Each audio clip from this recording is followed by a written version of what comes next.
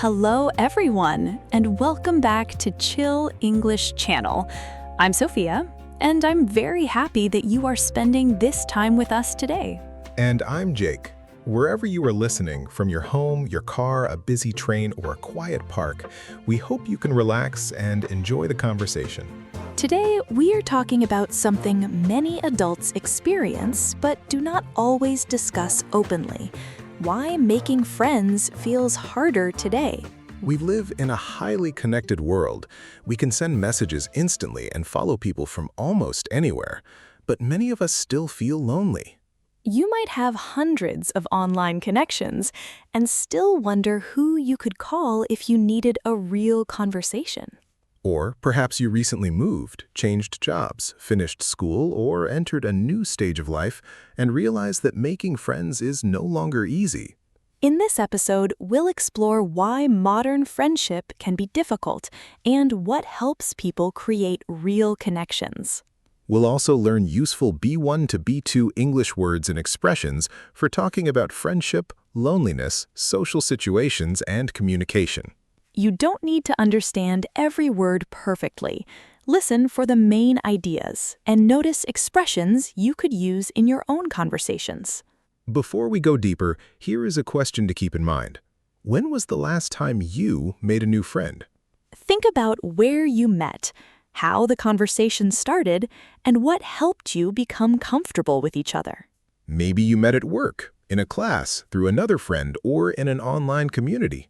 Jake, do you think making friends is more difficult for adults than it is for children? Definitely. Children can become friends in about 3 minutes.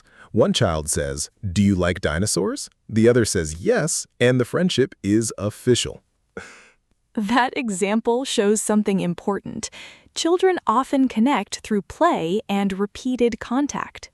They see the same people at school or in their neighborhood almost every day. They don't usually have to organize an appointment 2 weeks in advance just to spend 30 minutes together. Adults have more responsibilities. There's work, family, housework, exercise, and the need to rest after doing all those things. Friendship needs time, but adult life often divides our time into many small pieces. You might genuinely want to see someone, but their free evening is Tuesday and your free evening is Friday. Then one of you travels, someone gets sick, and suddenly 3 months have passed.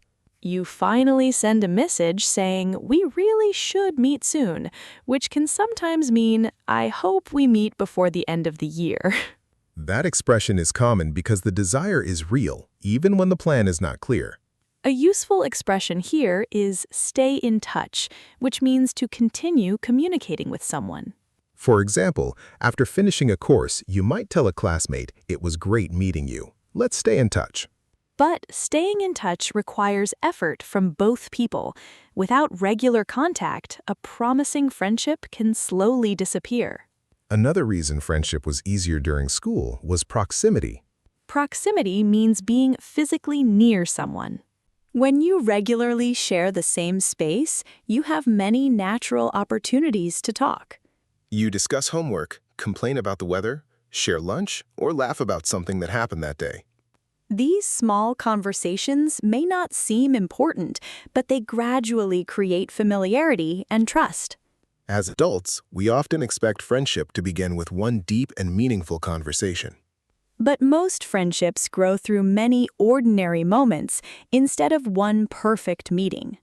You see someone several times, remember a detail they shared, and slowly become more comfortable around each other. This is sometimes called repeated exposure. The more often we meet someone in a safe environment, the more familiar they feel.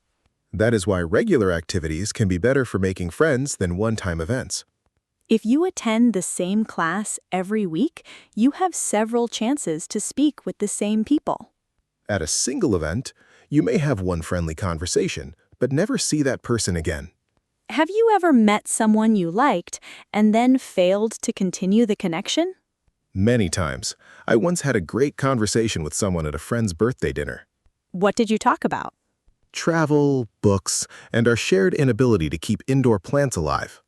That sounds like a strong foundation for friendship. I thought so too. At the end of the evening, we said we should get coffee sometime. Did you exchange contact information? Yes, but neither of us sent a message. I think we were both waiting for the other person to make the first move. Make the first move means to be the first person to take action in a social or romantic situation. I worried that messaging too soon might make me seem too eager. That is interesting. We want connection, but we sometimes hide our interest because we are afraid of appearing needy. Exactly. A week later, sending a message felt slightly awkward. After a month, it felt impossible. Although it probably was not impossible at all. No, but I created a story in my mind that the opportunity had passed. This fear of awkwardness can prevent many possible friendships from developing.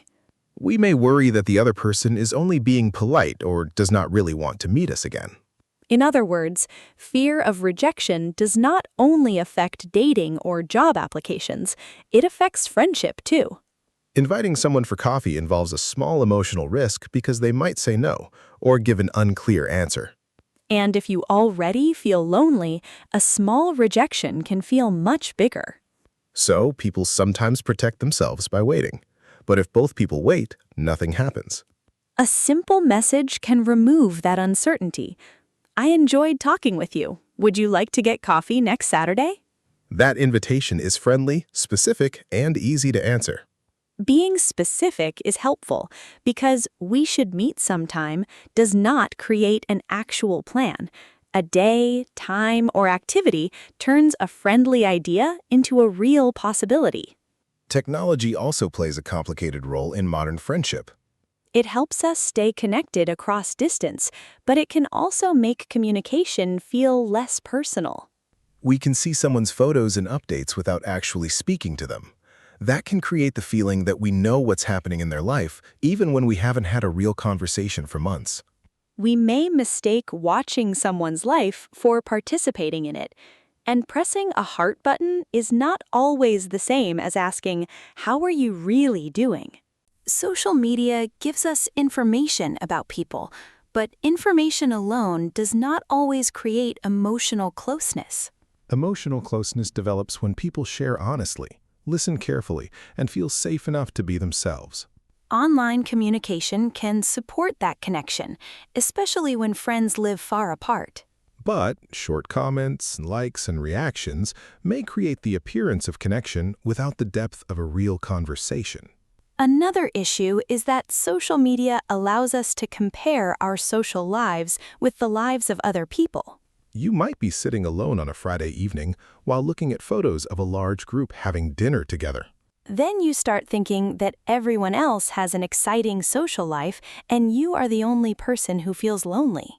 But one photograph does not show the whole truth. Some people in that group may also feel disconnected or uncomfortable. And people rarely post photographs of themselves waiting for someone to reply to a message. That would be a very honest social media update. Here I am, checking my phone for the 17th time. Comparing ourselves with these carefully selected moments can make us feel that our friendships are not good enough. It can also create unrealistic expectations about what friendship should look like. We may imagine that close friends are always together, never disagree, and understand each other without any explanation. Real friendship is usually less perfect. Friends get busy, misunderstand each other, and sometimes need to have uncomfortable conversations. A strong friendship is not one without problems. It is one in which both people are willing to communicate and repair the connection. To repair a connection means to rebuild trust or closeness after a disagreement or period of distance. Jake, have you ever had to repair a friendship? Yes. One of my close friends and I stopped speaking regularly after he moved to another city. Was there an argument between you? No, and that almost made it more confusing. Nothing dramatic happened. We simply became busy and contacted each other less often. Friendships sometimes fade gradually rather than ending because of one clear event. Exactly. After several months, I felt hurt that he never called, but I also realized that I was not calling him. So both of you were quietly waiting for the other person to make an effort. Yes. Eventually, I sent him a message saying, I miss talking with you. I know we're both busy, but I don't want us to lose touch. That was honest and vulnerable. Vulnerable means emotionally open, especially when there is a possibility of being hurt or rejected. How did he respond? He called me that evening. He said he had missed me too, but he thought I was busy and had moved on with my life. You were both making assumptions instead of asking what the other person was feeling. Yes, an assumption is something we believe without having enough evidence. What did you do differently after that conversation? We agreed to have a video call on the first Sunday of every month. Scheduling friendship might sound formal, but it can be very helpful in a busy life. I used to believe that close friendships should happen naturally and never require planning. But effort does not make a friendship less genuine. It shows that the friendship is important enough to protect. Now, our monthly call is something we both look forward to, and we often send messages between calls as well. Another challenge today is that many people move frequently for work, education, or family reasons. Moving can separate us from old friends and place us in a community where social groups already exist. Entering an established group can feel intimidating. Intimidating means making you feel nervous or less confident because something seems difficult or unfamiliar. You may walk into a class or social event and notice that everyone already appears to know one another. Then you stand near the snacks and pretend to be extremely interested in the ingredients.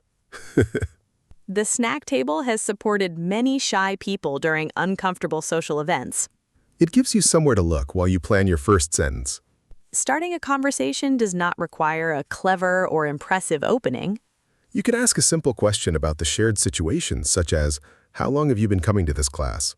Or you can say, "This is my first time here. How did you hear about the group?" Shared activities make conversation easier because you already have something in common. That is why joining a club, class, volunteer project, or sports group can help adults meet people naturally. The important thing is to choose something that happens regularly. Friendship often needs repeated contact. One conversation may create interest, but several conversations create familiarity. It also helps to choose an activity you genuinely enjoy so the experience still has value even if you do not make a close friend immediately. That removes some pressure. If your only goal is to find a best friend during the first meeting, every conversation may feel like an interview. You start silently asking, could this person become my closest friend for the next 20 years?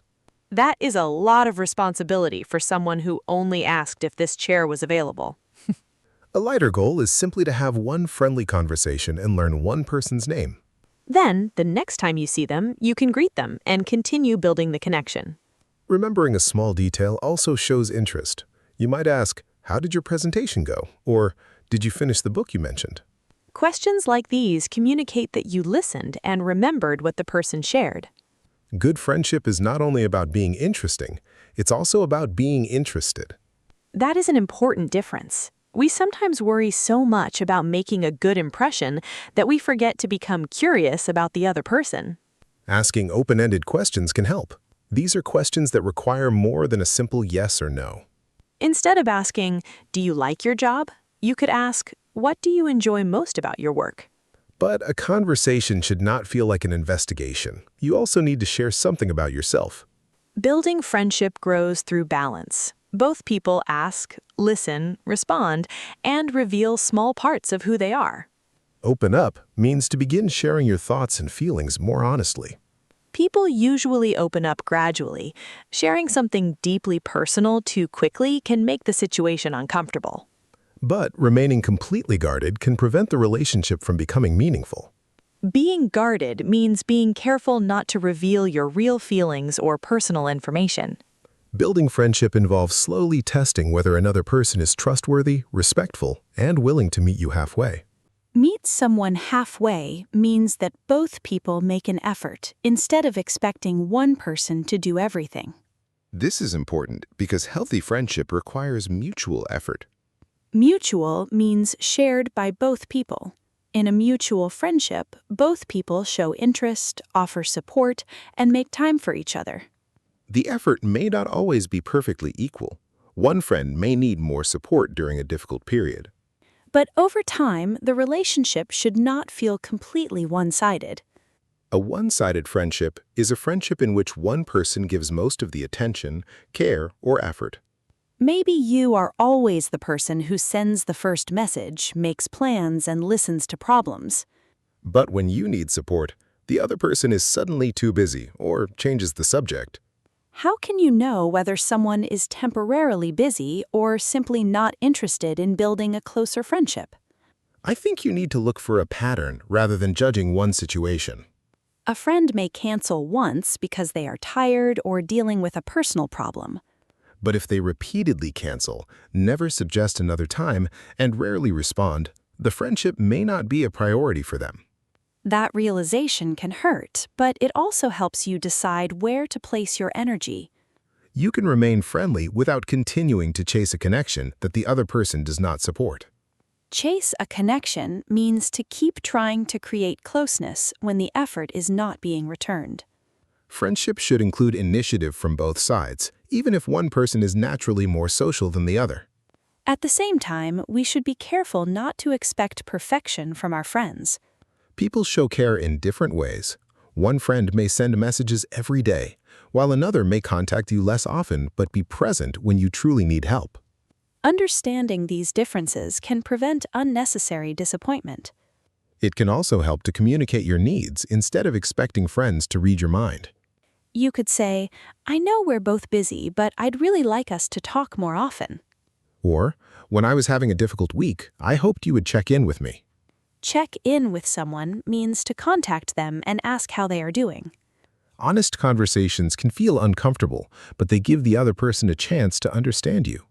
Another reason making friends is harder today is that many people feel emotionally tired. Work stress, financial pressure, family responsibilities, and constant digital communication can use a lot of our energy. Someone may want friendship but feel that they do not have enough energy to maintain it. After answering messages and attending online meetings all day, even a friendly phone call can feel like another task. In that situation, friendship can be built around simple, low-pressure activities. You could take a short walk, cook together, study in the same room, or complete errands together. Spending time with a friend does not always require a special event or a long, serious conversation. Sometimes companionship means doing ordinary things while enjoying another person's presence. Companionship is the comfortable feeling of spending time with someone and not being alone. I once met a friend at a supermarket because we were both too busy to arrange a proper dinner. Did you walk around the store together? Yes, we bought groceries, discussed our week, and had a surprisingly serious conversation beside the breakfast cereal. That proves meaningful connection does not always need a beautiful location. The cereal section can become emotionally powerful with the right person. Let's discuss what someone can do if they currently feel lonely and want to make new friends. First, choose one place where you can meet the same people regularly.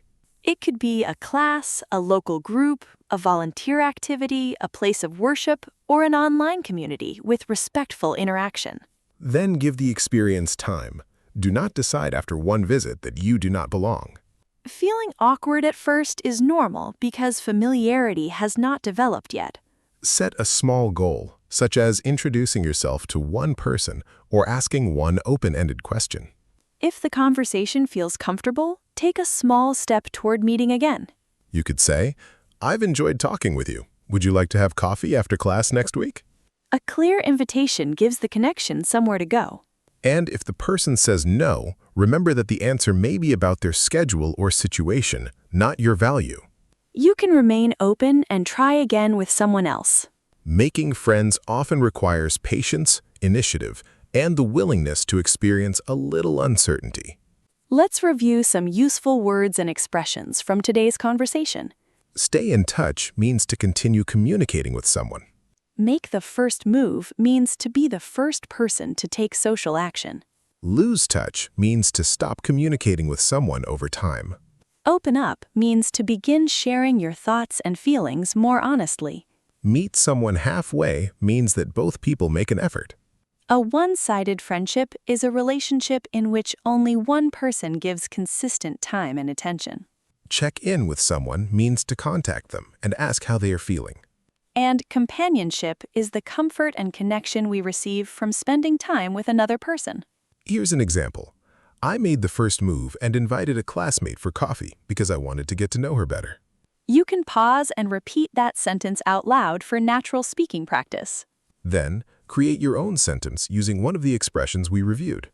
Before we finish, remember that finding friendship difficult does not mean that something is wrong with you. Many people want stronger connections but feel busy, nervous, or unsure about how to begin.